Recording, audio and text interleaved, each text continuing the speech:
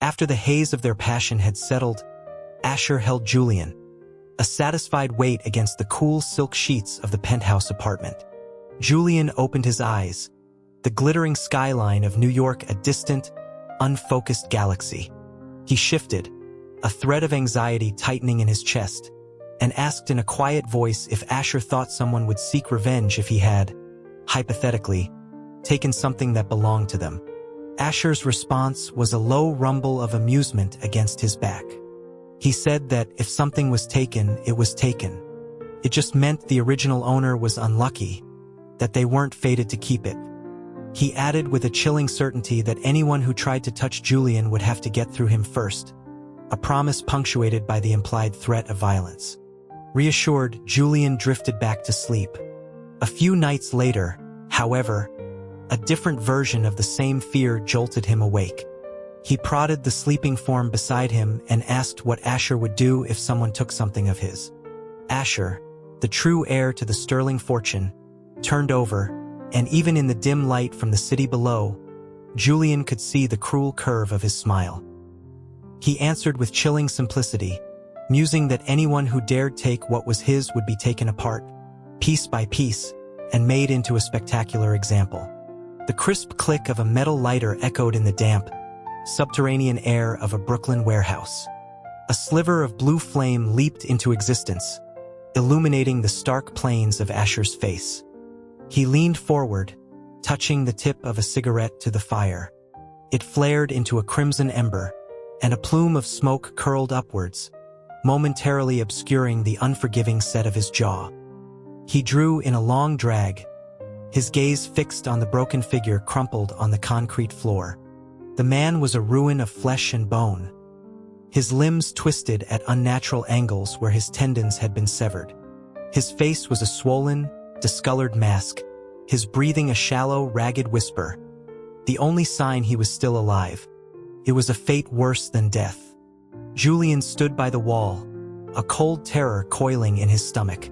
He felt small, wanting to shrink into the shadows and disappear. Asher surveyed his assembled underlings, their fear a palpable scent in the air. His voice, when he spoke, was like the scrape of steel on stone, a clear to everyone present.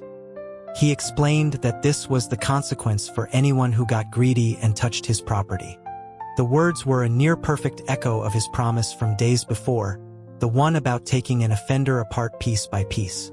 A violent shiver racked Julian's body. This man had merely skimmed from an insignificant arms shipment. Julian, on the other hand, had stolen a life, a birthright. He was the cuckoo in the Sterling family's nest, the reason for the 2 decades of hardship that had forged Asher into this merciless creature. Being taken apart would not be enough to quell the rage Asher would feel. Back in the penthouse, Asher's hand was gentle as it smoothed over Julian's hair. The ferocity he displayed in the warehouse melted away, replaced by a familiar, possessive tenderness. He chided Julian softly, remarking with a sigh of mock exasperation that he had told him to stay in their room, but Julian had insisted on coming along. Julian couldn't explain the complex dread that had compelled him to witness Asher's brutality firsthand. He let Asher's quiet reprimands wash over him before tugging on his sleeve. He looked up, his expression carefully composed, and asked when Asher planned to return to the States for good. The question was loaded. Asher's permanent return to New York would set in motion the final act of a drama Julian desperately wanted to escape. It would mean the exposure of his identity and the beginning of the end. He was a fraud, an imposter living a life that was never his. In his former life, he had been a killer, one of the best. After a string of high-profile contracts, he had decided to take a long overdue vacation, only for his plane to go down in flames.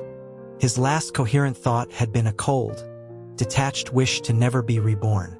The life of an assassin was a weary one, each sunrise a potential farewell. But he had opened his eyes again, a helpless infant in a world of muted colors and sounds. He learned he had been reborn into the Sterling family, a pillar of New York's old money elite. Everything he had fought and killed for in his past life, wealth, power, security, was now his by default. For 21 years, he savored it. He enjoyed the unconditional love of a family, the limitless resources, the respect his name commanded. He went to study abroad, but the quiet life of academia bored him. For a thrill and a little extra income, he logged onto the dark web and accepted a contract to eliminate a major cartel leader based in Miami. He spent a month infiltrating the kingpin's opulent estate, his striking looks securing him a position as the man's latest boy toy. The night the drug lord intended to consummate their arrangement, Julian's hand rested on the silenced pistol hidden in his pocket, a triumphant smile on his lips. But his plan was preempted. The kingpin had been betrayed.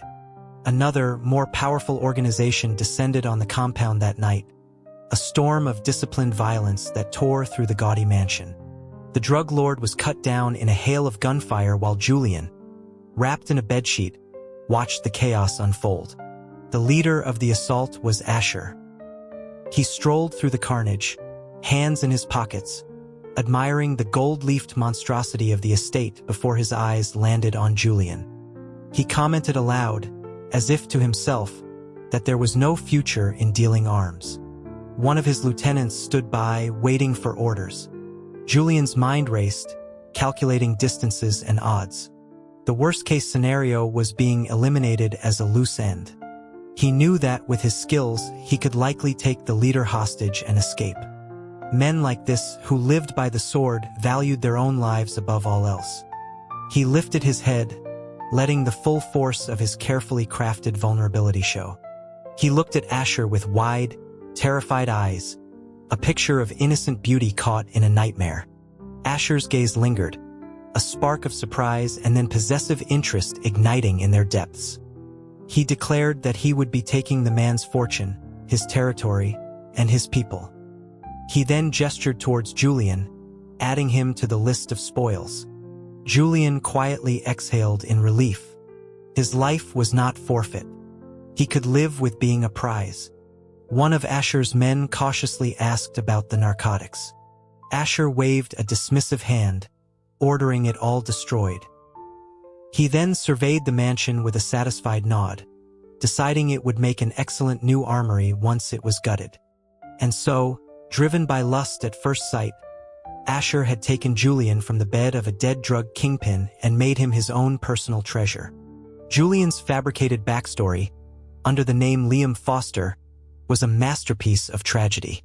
An orphan who'd clawed his way out of the foster system into a university scholarship, only to be tricked by a friend and trafficked abroad, ending up in the cartel leader's clutches. The records Asher's people pulled confirmed the tale of a beautiful, unfortunate soul. Asher had called him a poor, pitiful thing. Julian had expected a life of intrigue and danger as a mob boss's lover, but Asher kept him insulated from the violence of his world, cocooned in luxury. It was almost disappointingly peaceful. Slowly, against his better judgment, Julian fell for him. That peace shattered a month ago. He'd had a nightmare so vivid it felt like a memory from another life. In it, he saw the truth. He was a placeholder. The real sterling heir, Asher, had been maliciously swapped at birth with an abandoned infant him. But unlike the typical trope, Asher hadn't grown up weak or bitter. He hadn't become a quietly brilliant student working his way through college. He had become the man Julian knew now, a ruthless, lethal predator who had clawed his way to the top of the criminal underworld. The Julian in the dream was not him, but a different version of the imposter, one who became twisted with jealousy when Asher returned. That version of the fake heir tried to sabotage Asher, only to be outmaneuvered at every turn by the man who had survived a lifetime of betrayal. The imposter's end was swift and brutal, a footnote in Asher's triumphant return. Julian had woken up in a cold sweat, staring at the man sleeping soundly in his arms. Asher's face, so handsome and serene in slumber, held none of the waking world's coldness. The realization was dizzying. He hadn't just stolen the man's identity. He had become his lover, a fake heir sleeping with the real one. It was a cosmic joke of the cruelest kind. Asher's voice pulled him from his thoughts. He announced he was going back next Monday, and Julian was coming with him. Julian's heart hammered against his ribs. According to the timeline of his nightmare, the Sterlings were about to discover the truth. The clock was ticking down to the day he would be exposed and possibly dismembered. He glanced at his laptop on the desk, countless escape plans flashing through his mind. But his face remained a mask of placid agreement. He said that would be fine. That evening, Asher pulled him onto his lap, one arm clamped around his waist, the other tilting his chin up. Before Julian could process it, Asher's mouth was on his, a fierce, bruising kiss that was just like the man himself, dominant, savage, and possessive. Julian's hands went to Asher's waist, fighting the ingrained instinct to throw him off and take control. He was a world-class assassin, and being manhandled like this grated on his pride. But logic always won out. First, this was Asher's territory. Skill was no match for a private army with automatic weapons. Second, he had to admit there was a certain pleasure in surrender. And now, a third reason had been added. He owed the man. He had stolen his life. So his fingers, which had tensed to strike, relaxed and curled around Asher's waist, returning the kiss with a practiced submissiveness. When they broke apart, Asher noticed the unfocused look in his eyes. He traced the outline of Julian's swollen lips, a ghost of a smile playing on his own. He murmured that Julian was so obedient, it made him want to break him. Julian mentally told him to get lost. After Asher left for a meeting, Julian lay on the bed, mind racing. He decided he needed advice. He opened a secure messaging app, a group chat with a few trusted contacts from his old life. He typed, framing the question hypothetically about a friend who was a fake heir to a fortune, whose real counterpart was a mob boss. He asked what his friend should do, tagging everyone for urgency. The replies trickled in. One member, Bed Explorer, wondered how a sheltered rich kid would even find out the real heir was a mob boss. Julian vaguely replied it was an accident. Another user, more perceptive, asked if the two knew each other and what their relationship was beyond the swap. Julian laid out the sordid love affair for them. The chat went silent for a moment before the consensus came in, a mix of dark humor and genuine concern. They debated whether the mob boss would forgive him or make good on his violent promises. Bed Explorer suggested preparing some provocative lingerie. Another user recommended various types of body bags. A third joked about cross-dressing, wondering if the mob boss had niche tastes. One even sent links to sleepwear so revealing it would drive any man to primal rage. The group's admin, after reading the thread, offered a final, grim assessment. His friend had to choose between being screwed to death or carved to death. Julian knew they were useless. The week flew by. They were back in New York. Asher installed him in a sleek villa in the heart of the city, handed him an unlimited CR card, and disappeared to handle his affairs. Julian immediately set to work on his laptop, lines of code flying across the screen as he looped the villa's security footage. It was a trick he'd used abroad, granting him the freedom to come and go as he pleased. Once done, he sealed a few strands of his hair, complete with follicles, into a small plastic bag and slipped out a window. By midday, he stood before the imposing gates of the Sterling family estate. He clutched the bag in his pocket, his knuckles white, and dragged a suitcase filled with a few token purchases behind him. Taking a deep breath, he walked in. The housekeeper, Mrs. Gable, greeted him with surprised delight, exclaiming that he should have told them he was coming home. She took his suitcase as he put on a familiar, cheerful grin and explained he wanted it to be a surprise. He asked if his parents were home. Mrs. Gable beamed, confirming that not only were his parents home, but his brother and sister were as well. Everyone. So convenient. His father had largely stepped back from the family corporation, leaving it to his older siblings, Ethan and Chloe. It was rare for them all to be in the same place outside of a major holiday or a crisis. A grim premonition settled in his gut. If this all went south, he could always go back to his old profession. Mrs. Gable pushed open the grand doors to the drawing room, announcing his return. He stepped inside. His parents, Richard and Catherine Sterling, and his siblings were all there. Surprise flickered in their eyes, quickly followed by something far more complex and sorrowful. Julian feigned ignorance, his face a mask of boyish excitement as he strode forward and hugged his mother. He announced his return cheerfully. He felt her body tense for a fraction of a second before she hugged him back tighter, a gesture of overcompensation. She held him at arm's length, her eyes scanning his features as if searching for a family resemblance that wasn't there. A flash of pain crossed her face, quickly veiled by a loving smile. She chided him gently for not calling, for staying away so long.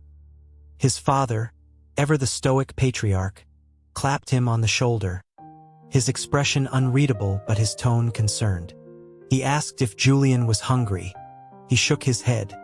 Chloe, his sister, remarked with playful sarcasm that they had thought he'd been having too much fun abroad to contact them, her eyes betraying a hint of pity and doubt. Ethan, his handsome and gentle older brother, gave him a warm hug and told him to rest after his long journey. As Ethan adjusted his collar, a gesture of affection from their childhood, Julian thought he heard a faint, regretful sigh. They all knew. They must have done a DNA test. The family had invested in the overseas medical facility where he'd recently had a physical. Getting a sample would have been trivial. These were not naive people. They would demand concrete proof. Asher was about to be brought into their lives. Julian felt a bitter smile touch his lips. Seemed his fate was sealed. But for now, he had to play his part. He joked with his siblings, deflecting the tension with practiced ease. He told Chloe she was more beautiful than ever, which earned him a playfully haughty dismissal. He accused Ethan of not missing him, to which Ethan calmly reminded him of their meeting in London last month, where Julian had scammed him out of a small fortune for a bogus film investment. Feigning a sudden wave of exhaustion, Julian excused himself and escaped to his room. It was exactly as he had left it, immaculately clean. He ran a finger over his desk. No dast. His mother's quiet orders, no doubt. He stood in the silent room, his thoughts a tangled mess. For the next few days, with Asher busy, Julian stayed at the Sterling estate. He moved through the familiar halls like a ghost, quietly collecting hair samples from his family members. He took the samples, along with his own, to a private lab, paying a hefty fee for an exp result. That afternoon, he held the report. The black and white text was unequivocal. Richard and Catherine Sterling were the biological parents of Asher, Ethan, and Chloe. They were not his. He was not related to any of them. A sharp, unfamiliar pain lanced through his chest. He folded the papers, placed them in a manila envelope, and went home. He asked Mrs. Gable if his parents had gone out. She said they were home. He went upstairs, the envelope a heavy weight in his hand, intending to go to his parents' room. As he passed the study, he heard their hushed voices, Ethan among them. He stopped, pressing his ear to the door. His father's voice was heavy with a weariness Julian had never heard before. Richard insisted that they had to bring him back, that it was their son, who had suffered for 21 years because of their mistake. They owed him everything. His mother's voice was filled with a desperate hope as she asked how the boy had fared over the years. A heavy silence fell, thick with dread. Richard's reply was strained with regret. He told her their son had not had an easy life. The rustle of papers followed as he presumably reviewed a file. Asher's official, sanitized history was that of a restaurant server.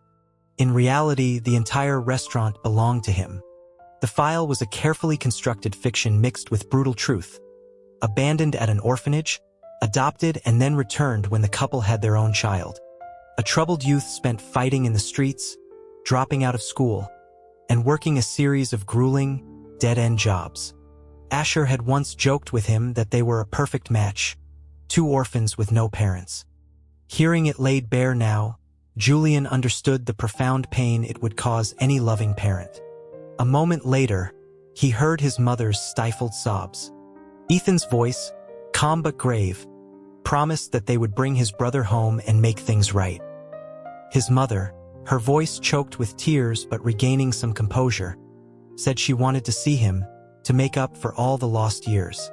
Then the inevitable question came. What about Julian? His father hesitated, then sighed. He said that Julian had done nothing wrong. Julian stood frozen, his back against the cool wood of the door, his fingertips trembling. The warm light of the hallway didn't reach him. He was cloaked in shadow.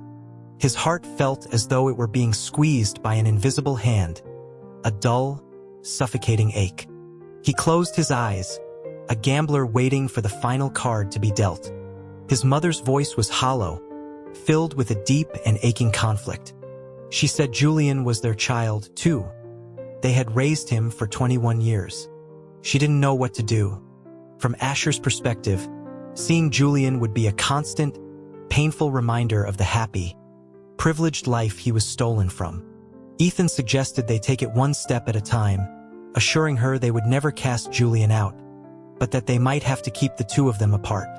Julian stayed for a moment longer, then turned and walked away in silence. That night, he returned to Asher's villa.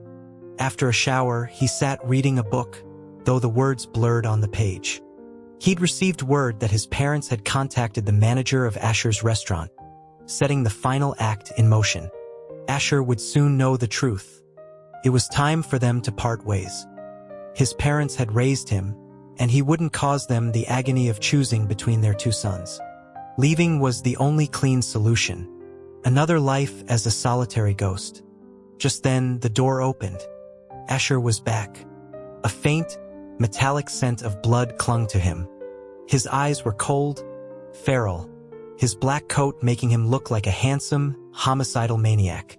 Julian thought, with a flicker of dark humor, that if Asher moved into the Sterling estate, he'd give the domestic staff a collective heart attack.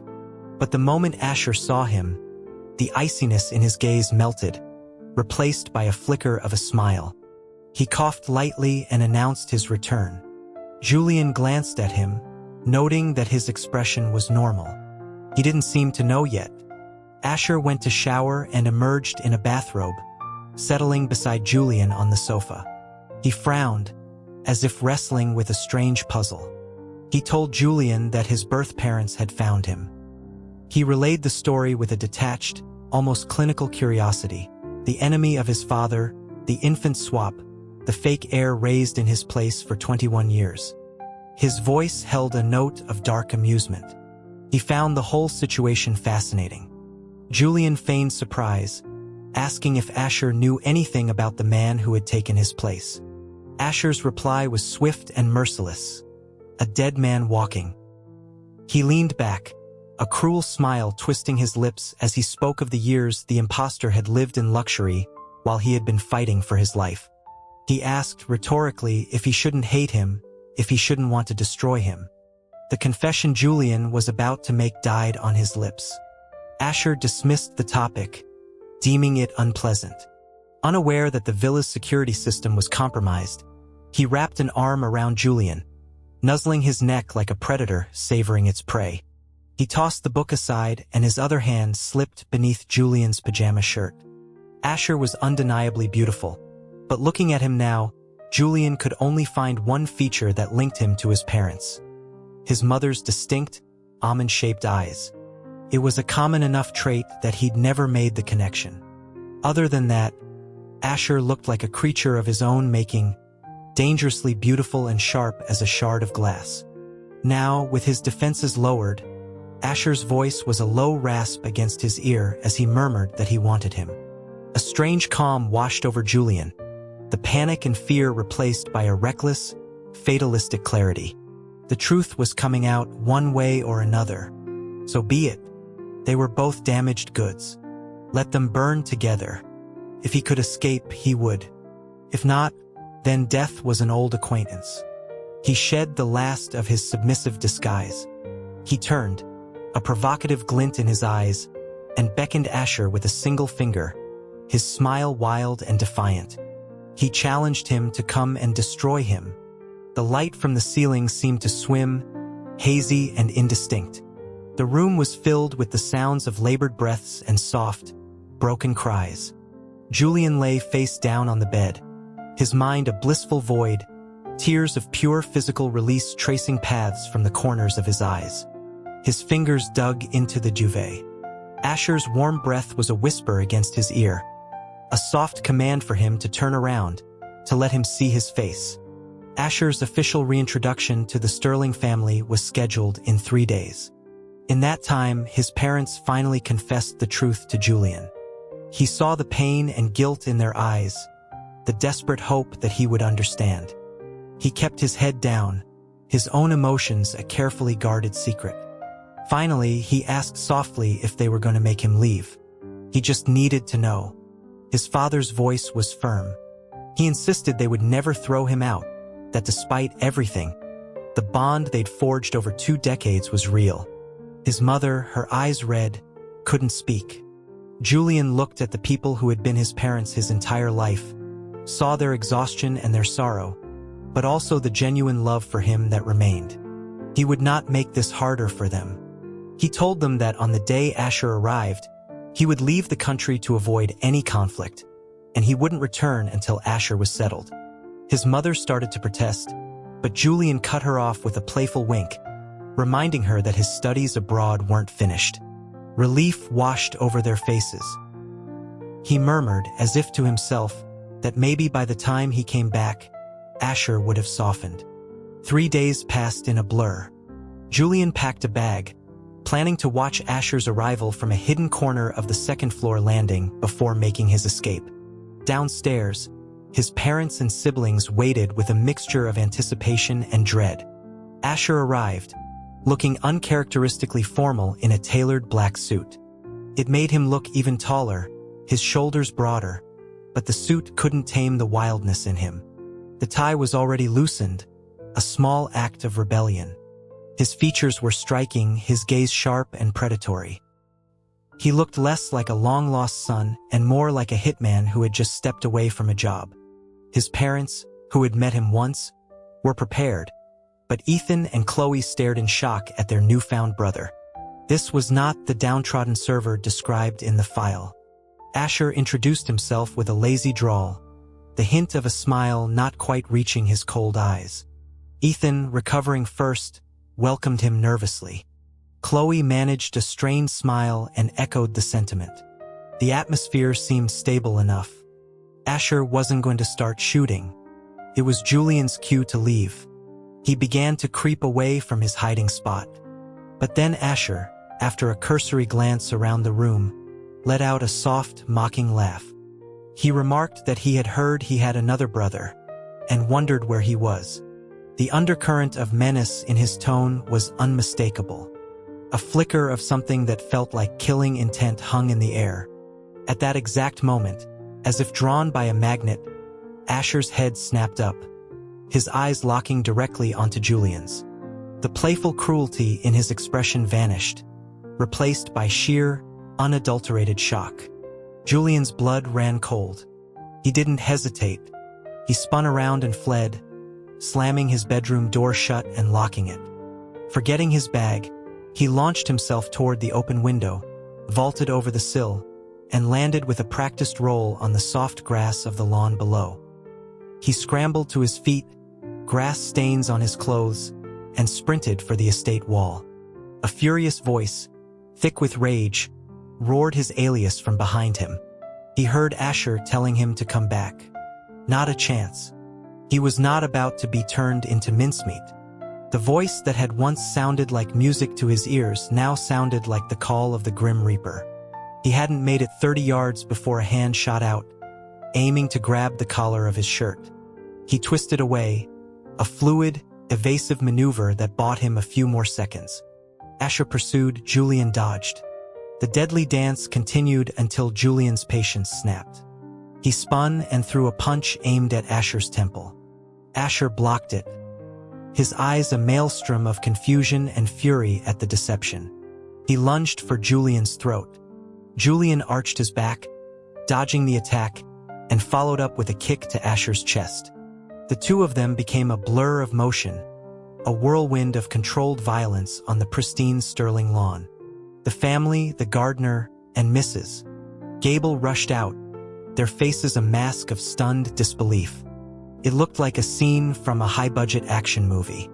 Enraged, Julian stopped holding back, forgetting his audience.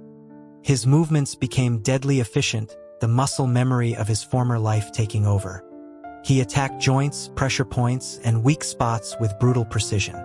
Asher, who had started the fight with a mix of testing and aggression, was forced to use all of his skill just to defend himself. His mother screamed for them to stop. Ethan, ever the pragmatist, turned to the family's security detail and asked if they could separate them.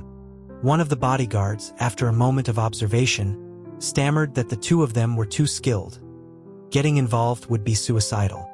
Another guard, a former professional boxer, nodded in fervent agreement. Ethan was speechless. He turned to his father's personal security chief, Carter, a retired Secret Service agent. Richard asked the man what he was seeing.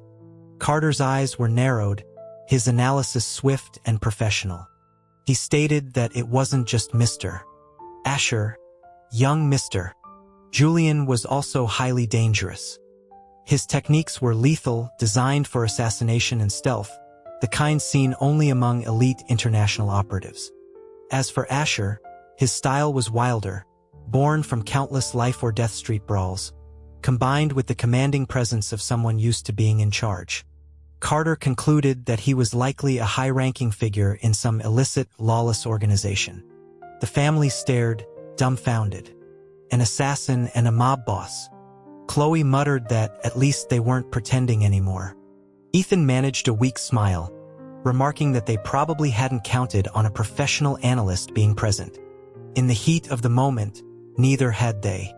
The fight ended when Julian used Asher's momentum against him, slamming him hard against the trunk of an old oak tree. Asher grunted in pain but didn't retaliate. He wiped a smear of blood from his lip, his gaze locked on Julian. He sighed, admitting that suits were terrible for fighting. Julian, his chest heaving, stared back, the mask of the innocent boy he had played for 2 decades completely gone. Asher's expression turned just as dark. He said Julian's real name for the first time, his voice a low growl. He asked why he ran. Julian laughed, a harsh, humorless sound. He shot back, asking why Asher thought he ran, if not to avoid being carved up. Asher frowned, genuinely confused, and said he'd never said that. Julian reminded him of his own words about what he would do to someone who took something from him. A flicker of recognition crossed Asher's face. He clarified that he hadn't known it was Julian. Julian looked at him flatly and asked what he planned to do now that he knew. Kill him? A flash of panic crossed Asher's eyes. He insisted he would never kill him. He asked what this whole tangled mess was supposed to be. Asher replied without hesitation that it was fate's way of compensating him with a husband. Then, he grabbed Julian's collar and pulled him close, their lips almost touching. He reminded Julian of his other promise, the one where he'd said that if someone took something, it was because the other person was unlucky and didn't deserve it. That, he whispered, included himself. The possessiveness in his eyes was a suffocating, tangible thing. He commanded Julian never to think of leaving him, not as long as he was alive. Then, he closed the final distance between them and kissed him. A sharp cry from nearby shattered the moment. It was Chloe. They both turned slowly. The entire family, plus staff, was staring at them with expressions of profound, speechless confusion, as if they had just witnessed the climax of the most deranged soap opera ever written. Julian felt a hot flush of shame creep up his neck. Asher, however, was unfazed. He pulled Julian into his arms, wrapping an arm possessively around his waist, and addressed his stunned parents. He told them that if they wanted to compensate him, he didn't want money or power. He wanted Julian. This compensation, he declared, he would gladly accept. Back in the living room, a heavy silence hung in the air. Julian wanted the sofa to swallow him whole. Asher, on the other hand, sat in the center of the room like a king on his throne, eventually yanking Julian from his corner to sit beside him, an arm locked around his waist. The family averted their eyes. With the staff dismissed, Ethan turned to Julian, demanding to know where he had learned to fight like that. Julian tried to laugh it off, claiming it was just some self-defense classes, but no one was buying it, least of all Asher. Chloe scoffed, pointing out that their security team consisted of experts who knew a killer's craft when they saw it. His father, his face etched with worry, reiterated Carter's assessment. Trapped, Julian stammered that he'd just been looking for a way to earn some extra money abroad. The absurdity of a Sterling needing to moonlight as an assassin for extra money left them all speechless. The family then turned their attention to Asher. Chloe asked him what exactly he did for a living. Asher, with unnerving calm, replied that he was in small business. When pressed for specifics, he casually listed arms dealing and running casinos as his primary ventures. His mother, her eyes welling with tears, lamented that he must have suffered so much. Asher considered this, then said it hadn't been so bad, though the worst suffering he'd endured was the recent fear of Julian getting away from him for good. His father offered to have a suite of rooms decorated to his taste. Asher waved it off, stating that he would just stay in Julian's room, as they were used to sleeping together anyway. Chloe just shook her head, muttering about lovesick fools. Later, in Julian's room, Asher dangled a black CR card in front of him. It was the one Julian had left for him. He explained it was compensation for stealing his life. Asher asked how much was on it. Julian told him it was $500 million. Asher looked at him in disbelief, wondering aloud if being a hitman was that lucrative. Julian clarified that most of it came from shrewd investments. Killing was just a side hustle. Asher then asked how much he'd left for the family and for himself. Julian admitted he'd left the Sterlings the same amount and kept only a few $100,000 for himself, enough to get by until he could find another contract. Asher tossed the card back at him, his voice cold. He called it Julian's payment for services rendered, then locked the door and pushed him onto the bed. Julian protested that it was broad daylight, that his parents were downstairs. Asher ignored him, grabbing a tube of face wash from the nightstand and biting the cap off, his eyes burning with an intensity that silenced all further argument. His parents tried to bond with Asher, but he was always gone, consumed by his business. He even refused their offer to host a welcome party to introduce him to New York society. So Julian and Asher continued to live in the Sterling mansion under a strange, unspoken truce. Julian's days were spent in a haze of forced intimacy. With the truth out in the open, Asher's desire had become a ravenous, untamed thing, as if he meant to consume Julian whole. The brief vacation came to an end. When Asher saw Julian packing a suitcase, his expression darkened. Julian explained he was going back to university. Asher was baffled. Julian reminded him that despite the melodrama, he was only 21 and hadn't even graduated. Asher looked at him, a strange expression on his face, as if just remembering Julian's cover story. He asked how Julian had attended classes when they were together abroad. Julian explained that while Asher was out conducting his violent business, he was attending lectures. On the rare days Asher was free, he simply skipped class. He also admitted to hacking the security cameras to cover his tracks. Asher announced that he would go with him. The rest of the family, already reeling from the revelation of his imminent departure, could only watch as the two prepared to leave together again. Chloe waved them off with a smile that was all teeth, telling them to go, as she was sick of seeing them attached at the hip. On the plane, Asher was scrolling through his phone when he suddenly looked up at Julian, a wounded expression on his face. He said that he felt Julian didn't love him, that he'd never once said the words. Julian met his gaze and stated, as a matter of fact, that he did love him. Otherwise, he would have killed him the first night they spent together. For the first time, he let the true, dark, and twisted parts of himself show. He told Asher everything.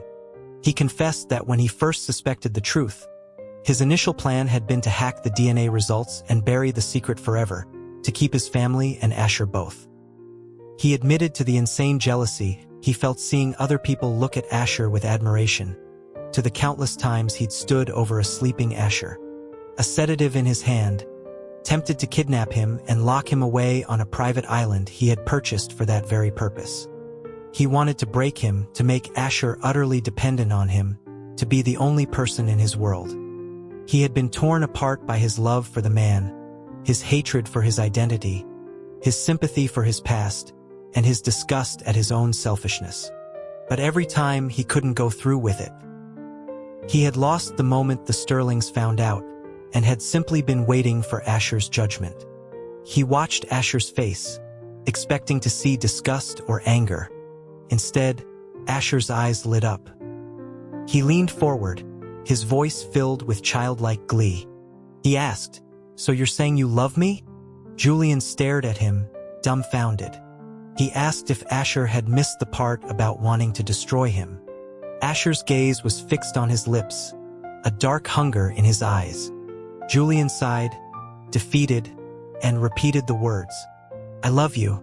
Asher beamed, then leaned in and whispered that he loved him too. Outside the window, the plane broke through the clouds, soaring above an endless sea of white. The first time Asher saw him, he thought he was looking at an angel. The young man was wrapped in a sheet, his features exquisitely beautiful, his large eyes wet with unshed tears as he trembled on the bed. His gaze was a mixture of terror and pleading. Asher felt his soul leave his body. He'd never seen anyone so captivating. He mused aloud that there was no future in dealing arms. The real treasure was right here. He had been sent countless beautiful men and women over the years, gifts from allies and rivals alike, and he dismissed them all without a second thought. But this was different. His heart was pounding. This, he thought, must be what they call love at first sight. He asked the boy his name. He answered softly, "Liam." The boy looked fragile, but Asher discovered he was surprisingly resilient. He never cried out, just bit his lip and held Asher's gaze, his eyes shining with defiance under the onslaught. Asher found it exhilarating. That night, as he drifted off to sleep, he felt a cold, murderous presence settle over him. A slender hand rested on his neck, stroking his skin with a feather-light, menacing touch. He was instantly awake but kept his breathing even. He heard a soft murmur, a debate with the self, and then the hand retreated. A voice whispered that it would be a shame for something so beautiful to die. Asher's mind was reeling. Anyone else who showed such clear intent to kill him would already be dead. But this was Liam, and he was utterly smitten. The next day, the boy was back to his shy, timid act. He was a phenomenal actor, but the mask would slip. During their lovemaking, the carefully constructed innocence would fracture, replaced by a cold, predatory gleam in his eyes, as if he wanted to tear a piece of flesh from Asher's body. His grip was surprisingly strong, his fingers digging into Asher's skin, leaving bruises. Asher knew it wasn't his waist the boy wanted to crush, but his throat. He wasn't afraid. He was thrilled. It was like playing with a beautiful, venomous snake. His obsession grew with each passing day. He even began to hope the boy would try to kill him. He started carrying a syringe of muscle relaxant in his pocket, fantasizing about the moment Liam would make his move.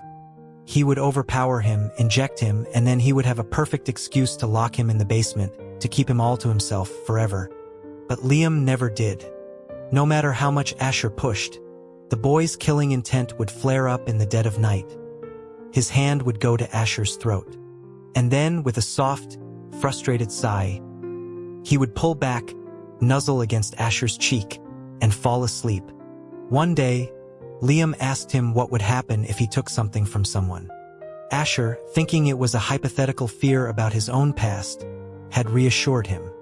A few days later, he asked what Asher would do if someone took something from him. The slight tremor in the boy's voice made Asher's protective instincts roar to life. He imagined other men desiring Liam, trying to take him away, and a savage rage filled him. He'd given his brutal answer, trying to reassure Liam that no one would ever take him away. When business forced him back to the States, he took Liam with him. Leaving him behind was unthinkable. Then the couple showed up, claiming to be his parents. He'd been suspicious, but the DNA test was undeniable. He was a Sterling. He looked at the wealthy, powerful couple and felt a bitter, burning rage. The life they offered was the one he should have had all along. All his scars, all the blood he'd shed to climb to the top, felt like a cruel joke. He vowed to find the imposter who had stolen his life and make him pay. He was in a foul mood when he returned to the villa that night, having just killed several men who had crossed him. He needed Liam's comfort. When he arrived at the Sterling estate, his mind was already picturing various ways to dispose of the fake heir. He gave his new family a cursory greeting and scanned the room. The imposter was absent. Then he felt it, eyes on him from the floor above. He looked up and saw a face he knew better than his own. Liam. Shock and a flicker of guilt crossed the beautiful face before he vanished. Asher asked what the imposter's name was. His new brother hesitated before answering, Julian. Liam was Julian. The world tilted on its axis. He laughed, a harsh, broken sound. He didn't know if he was laughing at fate's cruelty or Julian's deception. He took off after him, a primal fear seizing him. If Julian got away this time, he knew he would never find him again. He caught up to him and they fought. Julian was strong, stronger than he ever imagined. The fight ended, they talked, and the terrible misunderstanding was cleared. If he had known Julian was the fake heir, he would have tempered his words, reassured him. He had never intended to acknowledge the Sterlings. His plan had been to kill the imposter, which would have inevitably alienated him from the family who had raised the boy. It didn't matter. He didn't need a family. He had Liam.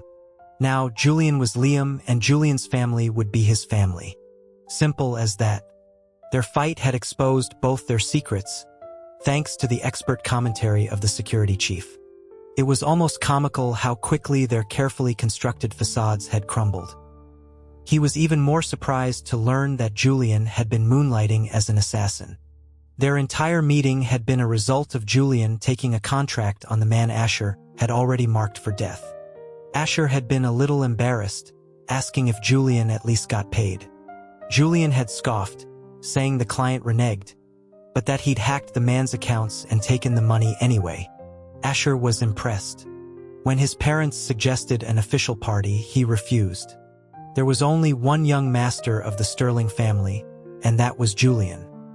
He would not allow anyone to look upon Julian with pity or contempt. Now, on a private island Julian had once intended as his prison, things had taken a turn. The island was beautiful, but the villa's basement was a testament to Julian's dark imagination. It was filled with an array of instruments of pleasure and pain that made even Asher's own dungeons look tame. A side room was stocked with a pharmacopoeia of illegal and experimental drugs. Julian stood beside him, a sinister smile on his beautiful face, and asked if Asher was afraid, now that he knew what kind of person he had gotten involved with. Asher's eyes gleamed.